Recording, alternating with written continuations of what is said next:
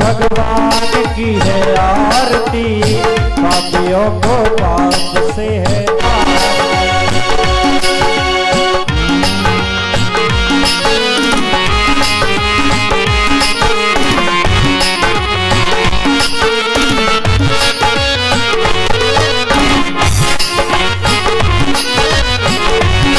ये मगर मोर जने बोलते जाने मार के बताने वाला बिगड़ी को बनाने वाला बिगड़ी को बनाने वाला बिगड़ी को बनाने वाला श्री राम यही घनश्याम यही राम यही घनश्याम यही श्री राम यही घनश्याम यही राम यही घनश्याम यही लगे महिमा के आरती। सभी मीठी ताली बजाएंगे, सीटी को रोकें। और श्री भागवत भगवान की है आरती, पापियों को पाप से है श्री भागवत भगवान की है आरती, पापियों को पाप से है तारती। कर्पूरी गौरम कर्मावतारम संसार सारम वेद्रहारम सदा भरतम ध्यानवेन्द्र भगवानी सर्वमा त्वमेव माता जगता त्वमेव त्वमेव मंत्रो जगता त्वमेव त्वमेव विद्या त्वमेव त्वमेव सर्वं मम देव त्वमेव सर्वं मम देव देव त्वमेव सर्वं मम देव देव। ओम शांति शांति पृथ्वी शांति शांति शांति शांति शांति शांति देव महापुराण की जय जय श्री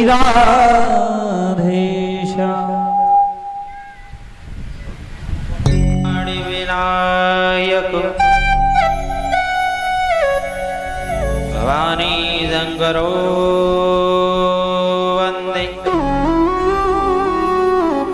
श्रद्धा विश्वास रूपिणो याज्ञाओ मेरा न पश्यन्ति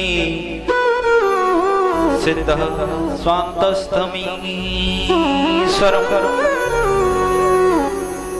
गुरुर्ब्रह्मा गुरुर्विष्णु गुरुर्देवो महेश्वरः गुरुर्साक्षात् परब्रह्म तस्मै श्री गुरुवे नमः। जय जय श्री राधारमण जय जय नवल किशोर जय गोपी चित चोर प्रभु जय जय माखन चोर राधे मेरी स्वामिनी और मैं राधे तेरो दास जन्म जन्म मोह दीजियो ब्रजमंडल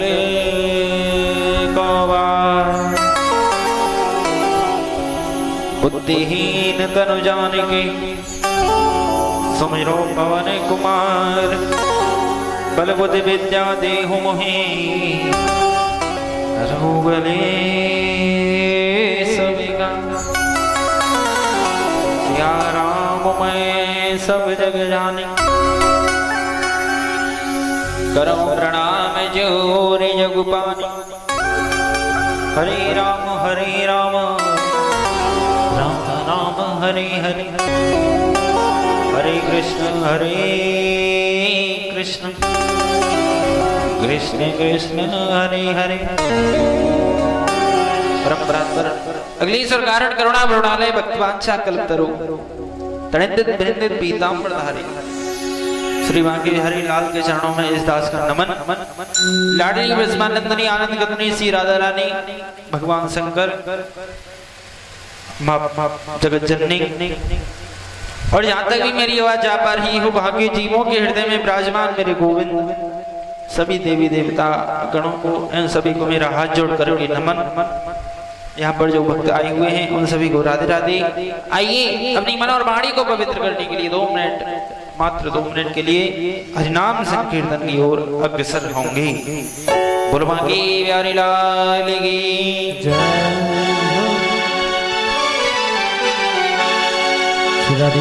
अरे कोई नहीं जाने प्रेम नगरिया मनमोहन की प्रेमी पहचाने वृंदावन।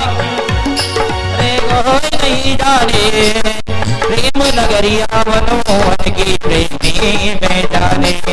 ब्रज गलियों में झूम झूम कर मन की तपन बुझाओ, ब्रज की लगा बतावे तो राधे राधे गाओ। मैं राधे राधे गाओ, मैं श्यामा श्यामा गाओ, मैं राधे राधे राधे गाओ, मैं श्यामा श्यामा गाओ।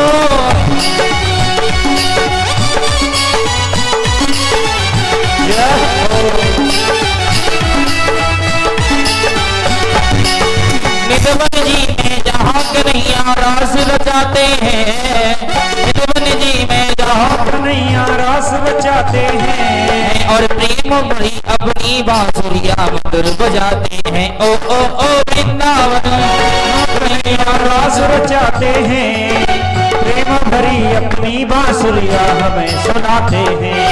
और राधा संग नाचे सवरिया में भी नाच के आऊं, राधा संग नाचे सवरिया में भी नाच के आऊं। राधा बता मैं तो राधे गाऊं, तुझे राधा बता मैं तो राधे राधे गाऊं, राधे राधे गाओ, मैं श्यामा श्यामा गाओ, मैं श्यामा श्यामा गाऊं।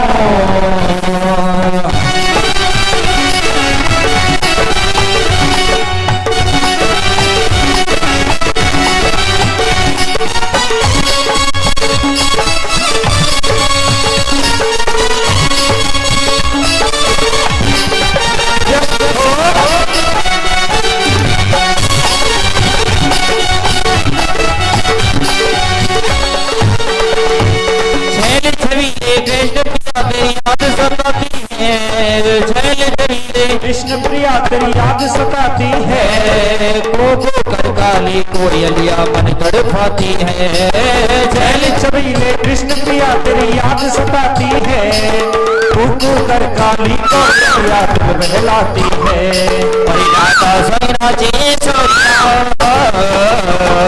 राधा संग नाचे सवरिया मैं भी नाच के आऊं, ब्रज की लता बता मैं तो राधे राधे गाऊं, ब्रज की लता बता मैं तो राधे राधे गाऊं। और ब्रज की लता बता मैं राधे गाऊं, राधे गाओ, मैं श्यामा श्यामा गाओ, राधे राधे गाऊं, मैं श्यामा श्यामा गाऊं।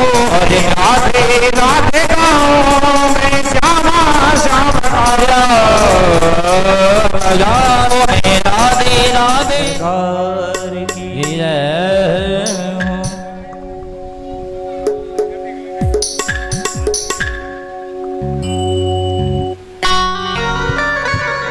बोल वृंदावन बिहारी लाल की, बोल बाल कृष्ण लाल की, बोल आज के आनंद की, बोल वृंदावन बिहारी लाल की जय हो।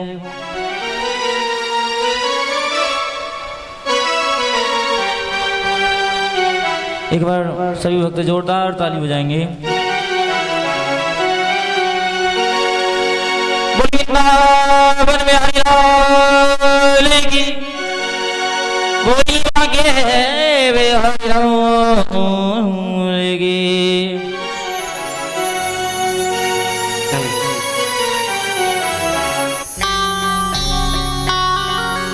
कथा का चतुर्थ दिवस। बोले कौन सी कथा आती है वो? बोले सबसे अच्छी कथा ये है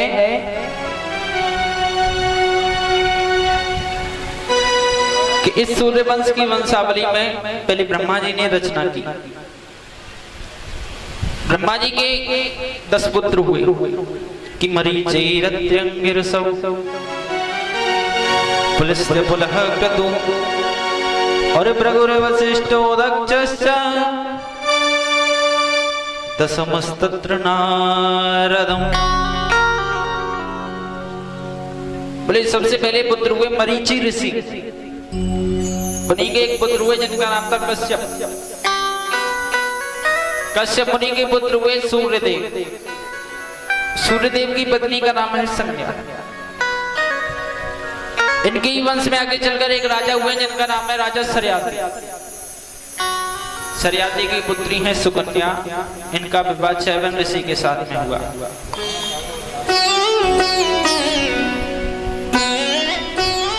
इसके बाद में एक और बड़ी उत्तम कथा आती है, अम्बरीश, राजा अम्बरीश की कथा। ये बड़ी परम पवित्र कथा है। जो भी प्राणी इसे सुनता है तो भक्ति मन में जागृत हो ही जाती है। भक्त बहुत से हुए हैं भगवान के। उन भक्तों में एक नाम आता है अम्बरीश का।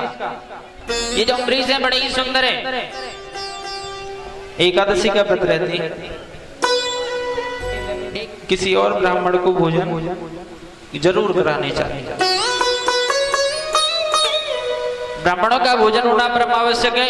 इसीलिए बोले कि किसी ब्राह्मण को न्योता भेजा जाए।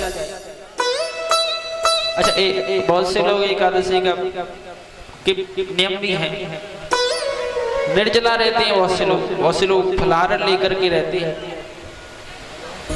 और बहुत से प्रकार के व्रत हैं। लेकिन जो राजा अम्बरीश हैं वो अपने व्रत में जल भी नहीं पीते। बोले अच्छा कि हाँ, जल भी वो पान नहीं करते हैं, इसीलिए बहुत उत्तम व्रत है उनका। एक दिन क्या हुआ कि दुर्वासा ऋषि एकादशी के दिन आए। दुर्वासा ऋषि का राजा अम्बरीश के यहाँ पर आगमन हुआ।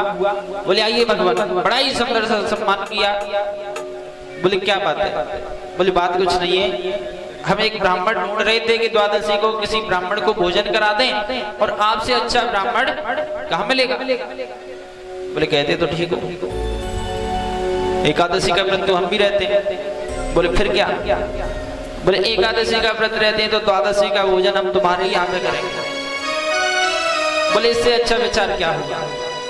राजा अम्बरीश के यहाँ पर दुर्वासा ऋषि विराजमान हो जाते हैं द्वादशी के भोजन के लिए। कभी कभी ऐसा हो जाता है कि एक ही दिन 2 तिथियां हो जाती है।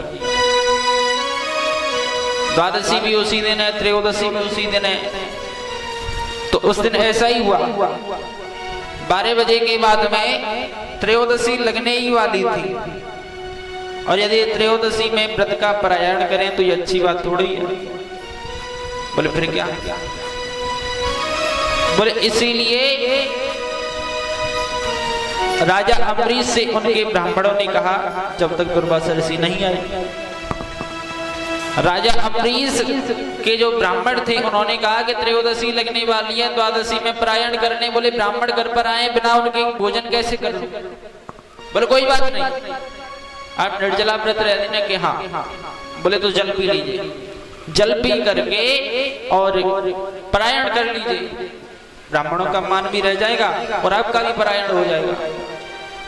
बोले कहते तो ठीक है। भगवान का चरणामृत लिया और जैसे ही पीने को हुए हैं तुरंत दुर्वासा ऋषि वहां पर प्रकट हो गए।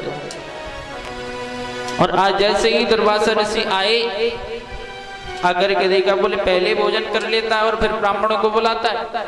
मूर्ख पापी। इतने में दुर्वासा ऋषि कहने वाले थे कि ये तो चरणामृत है, भोजन नहीं किया अभी। लेकिन दुर्वासा ऋषि ने इतने में ही अपनी जटाओं में से एक जटा निकाली और जमीन पर पटक दी।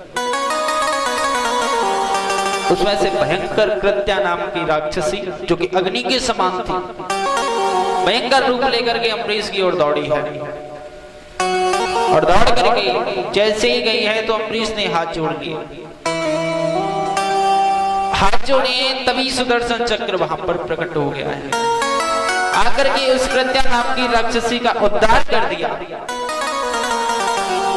लेकिन असली बात ये नहीं, वो सुदर्शन चक्र तब भी नहीं रुका। बोले फिर कहां गया? बोले वो सुदर्शन चक्र जो है दुर्वासा ऋषि के पीछे पीछे चलने लगा। दुर्वासा ऋषि भोले बाबा के पास पहुंच गए, बोले भगवान मुझे बचाइए, ये सुदर्शन मुझे काट डालेगा। बोले कि अब कुछ नहीं हो सकता है। सुदर्शन चक्र यदि तुम यहाँ भी रुके रहे तो महाप्रलय कैलाश पर्वत पर भी आ जाएगी, यहाँ से जाइए। तुरंत चलने लगे। फिर उसके बाद में बोले आज ब्रह्मा जी के पास में पहुंच गए। बोले ब्रह्मा जी आप तो देवों के देव हैं, सृष्टि के रचयिता हैं, कुछ कीजिए, सुदर्शन चक्र को रोकिए। बोले मैं भी नहीं रोक सकता। बोले क्यों? बोले आप जाइए यहाँ से, लेकिन रास्ता बता सकता हूँ, भगवान विष्णु के पास जाइए। भगवान विष्णु के पास पहुंचे हैं तब उन्होंने एक ही बात कही है कि अहम भक्ति पराधीनो हे स्वतंत्र एव द्विज साधु विरग्रस्त हृदयो भक्तिर्भक्त जनप्रिया।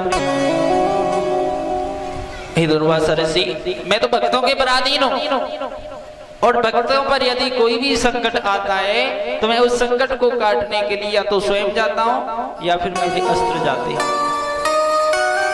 आप मेरे भक्तों से ही क्षमा याचना करें जाकर के। आज दुर्वासा ऋषि आए हैं और आकर के अम्बरीश से क्षमा याचना की है। अम्बरीश ने 5 स्तुतियां गाई। गाने के बाद में तब जाकर के वो सुदर्शन चक्र रुका। रुकने के बाद में भोजन कराया दुर्वासा ऋषि को। आज ऐसी लीला करते करते करते करते दुर्वासा ऋषि को घूमते घूमते पूरा 1 वर्ष हो गया ब्रह्मांड में। 1 वर्ष बाद लौट करके वो आए थे।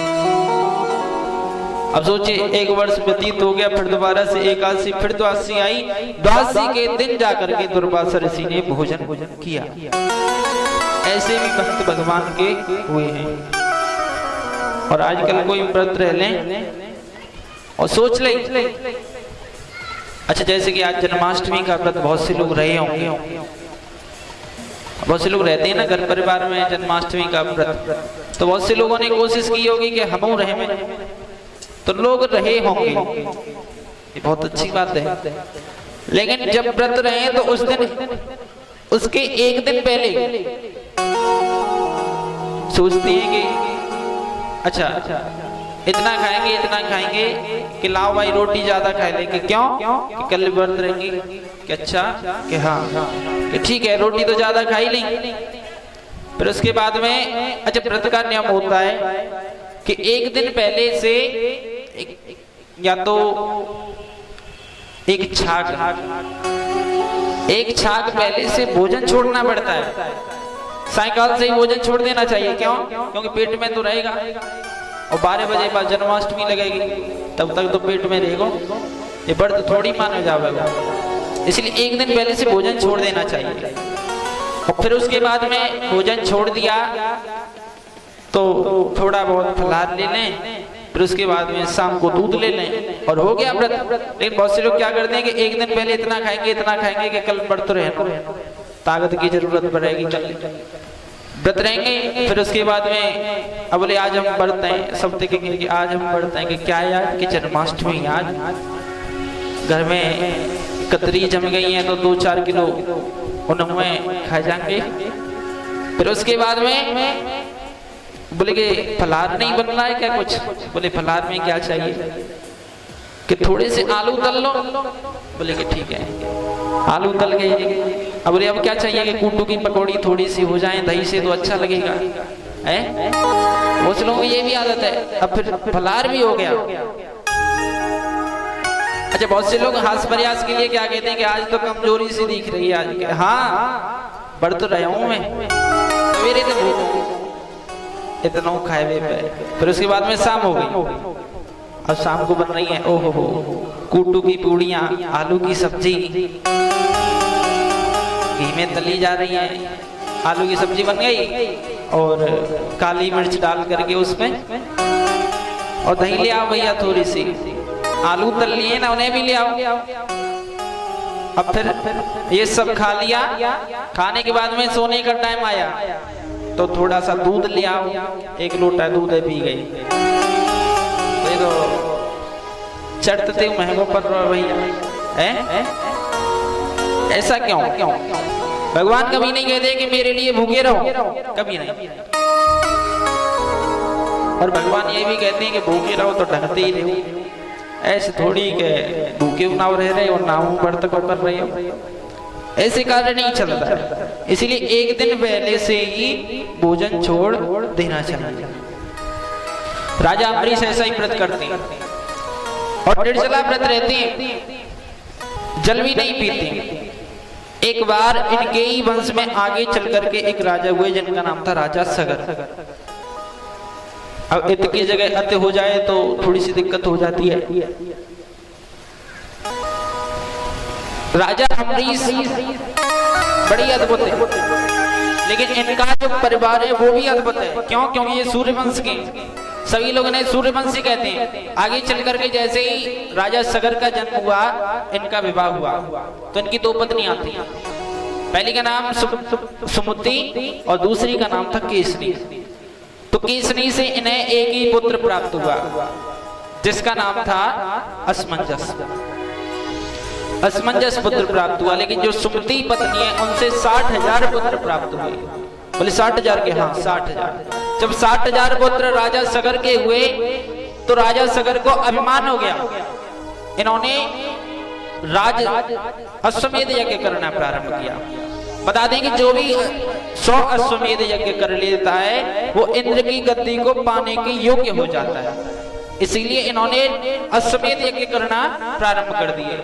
धीरे धीरे धीरे धीरे यज्ञ होते गए, लेकिन एक समय ऐसा आया कि देवराज इंद्र को लगा कि अब मेरी गद्दी जो है खतरे में है। इसीलिए अश्वमेध यज्ञ में एक घोड़ा होता है जो कि छोड़ा जाता है।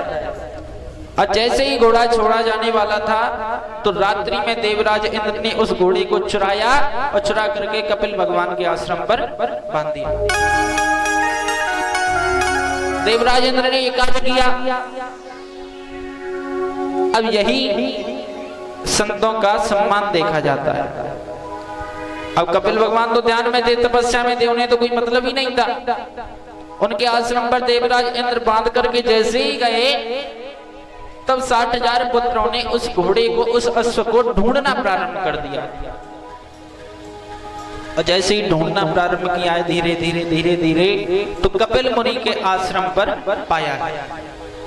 जैसे ही कपिल मुनि के आश्रम पर उस अश्व को, घोड़े को पाया तो वो जो 60,000 पुत्र थे नाराज हो गए, क्रोधित हो गए और क्रोध में भगवान कपिल को गालियां देने लगे।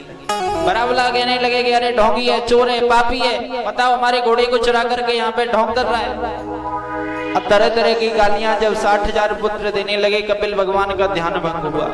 और ध्यान भंग होने के बाद में जैसे ही आंखें खुली तो आंखें खुलने के बाद 60,000 पुत्र जल करके भस्म हो गए। अब तो आंखों के तेज से सब जलकर भस्म हो गए। उनका दूसरा भी पुत्र था राजा सगर का, जिसका नाम मैंने बताया असमंजस। आज असमंजस ने देखा कि अरे इन्होंने तो जला करके ही भस्म कर दिया, तो डर के मारे भाग गया, लौट गया, बताया अपने पिता को। असमंजस के हुए अंशुमान।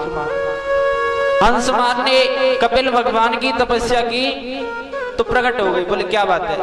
बोले आपके पास हमारा एक घोड़ा है, उसे दे दीजिए। बोले उसे तो ले जाओ, अश्वमेध यज्ञ भी कर लेना, लेकिन मैं एक बात बता दूं कि जब तक तुम्हारे पूर्वज तरेंगे नहीं तब तक वो तुम्हारा अश्वमेध यज्ञ विफल रहेगा। बोले पूर्वज की? हाँ, उनकी अकाल मृत्यु हुई है, इसीलिए उन्हें तुम्हें तारना होगा। बोले तारेंगे कैसे? बोले गंगा जी को धराधाम पर लाना होगा। गंगा जी को? हाँ गंगा जी कि ठीक है। अंशुमान ने तपस्या की लेकिन गंगा मैया प्रकट नहीं हुई। अंशुमान के बाद में भी दिलीप हुए, रघु हुए, अनेकों पुत्र हुए। 12वीं पीढ़ी पर जाकर के दिलीप के भागीरथ जी महाराज हुए हैं। भागीरथ जी महाराज प्रकट हो गए और 21 वर्षों तक लगातार उन्होंने तपस्या की। और जैसे ही तपस्या संपूर्ण हुई तो उसके बाद में गंगा मैया प्रकट हो गई। बोलो गंगा मैया की जय हो। प्रकट हो गई। आज प्रकट होकर के बोली क्या बात है? बोले कि आपको धराधाम पर आना पड़ेगा और मेरे पूर्वजों को उतारना पड़ेगा। बोले पुत्र मैं धराधाम पर आ तो जाऊं, लेकिन समस्या एक है। बोले क्या? कि जैसे ही मैं उस ब्रह्मा के कमंडल से नीचे उतरूंगी तो नीचे आऊंगी, जैसे ही नीचे आऊंगी तो इस धराधाम में मेरा बेग जो है वो समा जाएगा, पाताल में चला जाएगा। यदि मेरे बेग को कोई संभालने वाला हो तो मैं इस धराधाम पर आ सकती हूँ। अब भागीरथ जी को कुछ सूझा नहीं तो बोले बाबा कोई ध्यान करने लगे कि नमामि समीसान निर्माण रूपम विभं व्यापकं ब्रह्मवेद स्वरूपं निजं निर्गुणं निर्विकल्पं निरीहं चिदाकाशमाकाशवासं भजेहं। बोले बाबा प्रकट हो गए। बोले मैं संभालने को तैयार हूँ बेग को। ठीक है। आज जैसे ही गंगा मैया भगवान शंकर की जटाओं में समाई है तो एक साथ भगवान शंकर ने उन जटाओं को बंद कर लिया। भोलेनाथ की जैसे ही बंद किया तो उन जटाओं में से एक जटा खुली। खुल करके वो गंगा मैया धीरे धीरे चली आई और भागीरथ जी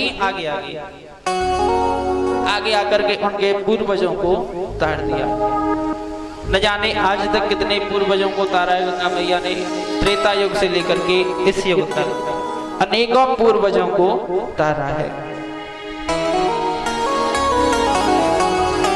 अच्छा, पूर्वजों को उतारना भी, अस्थियों को गंगा जी में बहाना भी एक अपने आप में पुण्य का काम होता है। बहुत सुंदर बात है। एक बात बताऊं आपको कि एक पुत्र के पिताजी चले गए, मर गए। तो माँ ने कहा बेटा अपने पिता की अस्थियों को और आए थे भजन करने को, आए थे हरि भजन करने को, आए थे हरि भजन करने को, आए थे हरि भजन करने को। सूरतिया घुमाई गई राम नहीं जाना, हो मरिया घुमाई गई राम नहीं जाना, ओरे राम नहीं जाना रे राम नहीं जाना, नहीं जाना।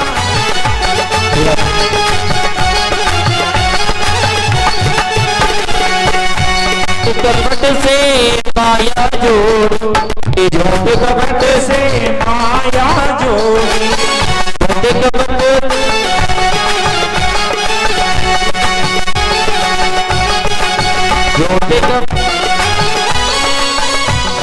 मरिया भाई रही राम नहीं जाना।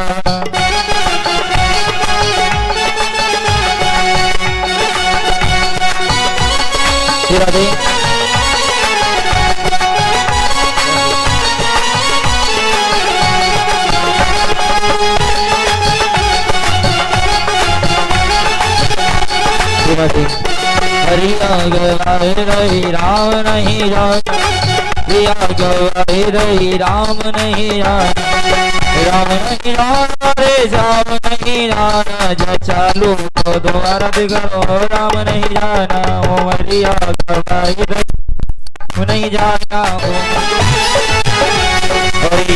माला सीता जी ने फेरी, माला सीता जी ने फेरी, ये माला सीता जी ने फेरी, माला सीता गोयल माला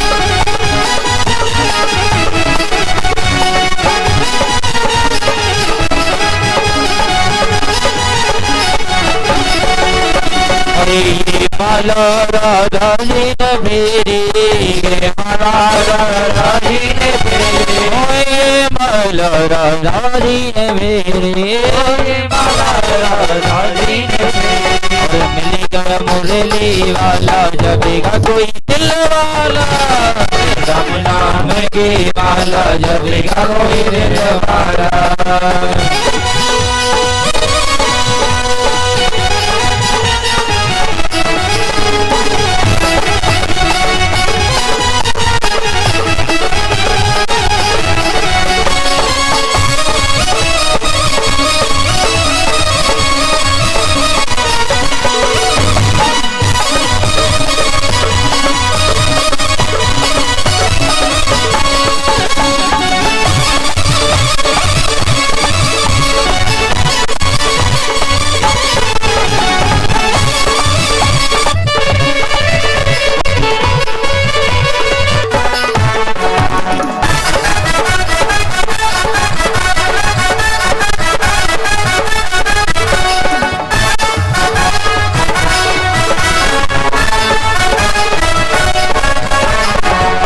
माला हम सिरा दे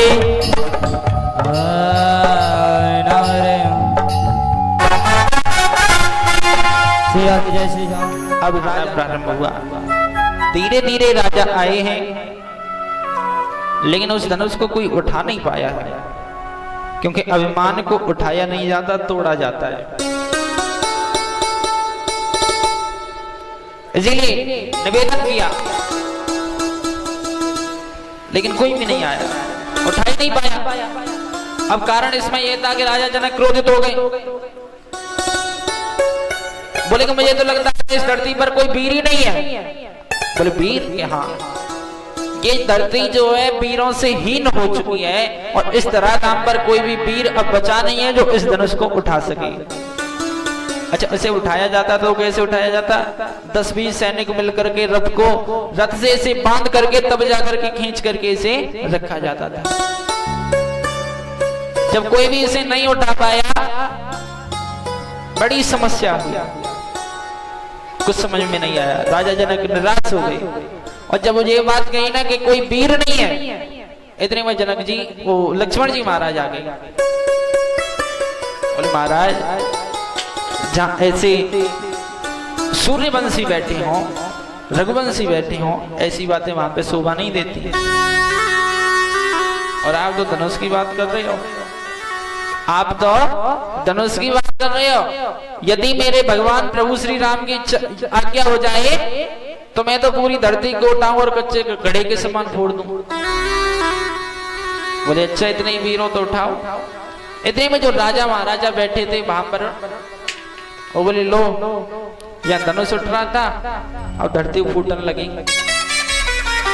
दूसरा बोला मैंने तुमसे कहा था कि अपने घर लो। तीसरा बोला तुम्हारा घर क्या पृथ्वी से अलग है, फूटेगा तो वो भी। ऐसी ऐसी बातें करने लगे। लेकिन लक्ष्मण जी समझा रहे, देखो मैंने कहा है कि कच्चे घड़े के समान, कच्चा घड़ा फूट जाए तो दोबारा बन सकता है। और आने वाले प्रभु श्री राम बैठे हैं ना, बोले कहते तो ठीक हो, लेकिन कोई बात नहीं, जो कह रहे हो कोई बात नहीं। राम जी ने इशारा किया और लक्ष्मण जी आकर के विराजमान हो गए। विश्वामित्र जी ने आदेश दिया है कि जाइए जाकर के, तो प्रभु श्री राम चले। जाकर के सबसे पहले धनुष को प्रणाम किया है। माता सीता भी निवेदन कर रही है कि प्रभु थोड़े से हल्के हो जाइएगा, प्रभु श्री राम आ रहे हैं उठाने के लिए। और आए और आकर के जैसे ही प्रणाम किया, तुलसीदास जी कहते हैं कि इतनी जल्दी उठाया है धनुष को, और गाया भी है कि गुरु ही प्रणाम मन ही मन कीना, अति लागव उठाए धनुलीना। आज इतनी तीव्र गति से उस धनुष को उठाया और प्रत्यंचा चढ़ाने का प्रयास किया कि वो धनुष टूट गया। जी महाराज बोलो श्री रामचंद्र भगवान की जय हो।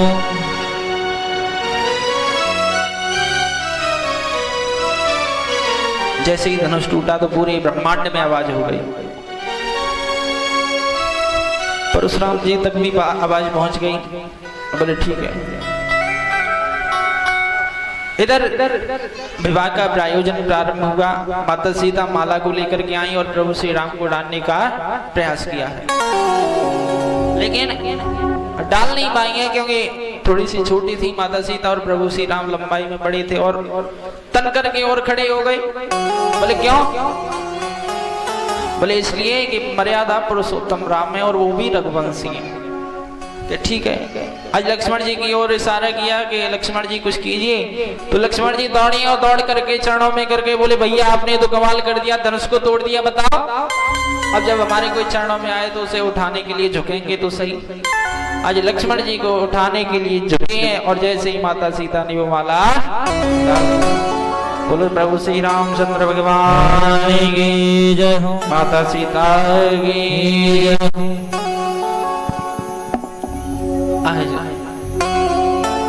माला डाली, माला डाल करके बड़े ही प्रसन्न हुए। प्रसन्न होने के बाद में आगे समय आया, चारों भाइयों का विवाह हुआ।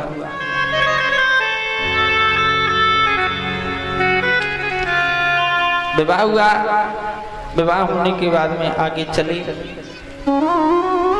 कुछ समय आया अभिषेक का समय। बोले अब राम को राजा बना देना चाहिए। गए जाकर के प्रणाम किया, सबको बताया, गुरु वशिष्ठ को बताया कि कल राज्याभिषेक होना चाहिए राम का, कि ठीक है कल होगा। सब तैयारियां चल रही हैं और बड़ी सुंदर सी अयोध्या नगरी सजाई जा रही है। लेकिन माता कैकेयी का विचार बदलता है और जैसे ही विचार बदला तो प्रभु श्री राम को वनवास के लिए जाना पड़ता है। अपनी वस्त्र त्यागे, आभूषण त्यागे, सन्यासी वेश धारण किया, धनुष बाण लिए और लेकर के चल दिए। प्रभु श्री राम चले जा रहे हैं, चले जा रहे हैं, चले जा रहे हैं, चलते चलते चलते चलते पहुंच गए। सुमंत जी रथ लेकर के आए हैं, पूरी अयोध्या भाव विभोर है। ध्यान दीजिएगा, पूरी अयोध्या भाव विभोर है, आंखों से आंसू बहे चले जा रहे हैं। जैसे ही चलने लगे तो कुछ जो अयोध्या वासी प्रभु श्री राम से अत्यधिक प्रेम तो सभी लोग करते हैं, प्रभु श्री राम से अत्यधिक प्रेम तो करते हैं सभी लोग, लेकिन जो ज्यादा ही प्रेम करते थे वो उनके पीछे पीछे चलने लगे। सुमंत जी ने कहा कि आज हम यहीं पर विश्राम करेंगे, तो ठीक है। विश्राम किया और विश्राम करने के बाद में चलने लगे। प्रभु श्री राम, माता सीता और लक्ष्मण जी ये तीनों ही वहां से आगे बढ़े हैं। इनके अलावा कोई भी आगे नहीं बढ़ा। रात्रि में ये निकल करके चले गए। और जैसे ही सुमंत जी ने ये खबर आकर के दी है तो बड़ा ही सदमा दशरथ जी महाराज को पहुंचा। उन्होंने अपने प्राण त्यागे।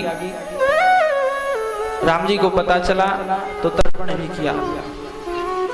लेकिन राम जी जैसे जैसे आगे चलते जा रहे हैं, चलते जा रहे हैं, तो आगे चल करके एक नदी पड़ी जिनका नाम गंगा है। गंगा मैया का जैसे ही आगमन हुआ है तो यहाँ पर एक भक्त की कथा बड़ी सुंदर सी आती है।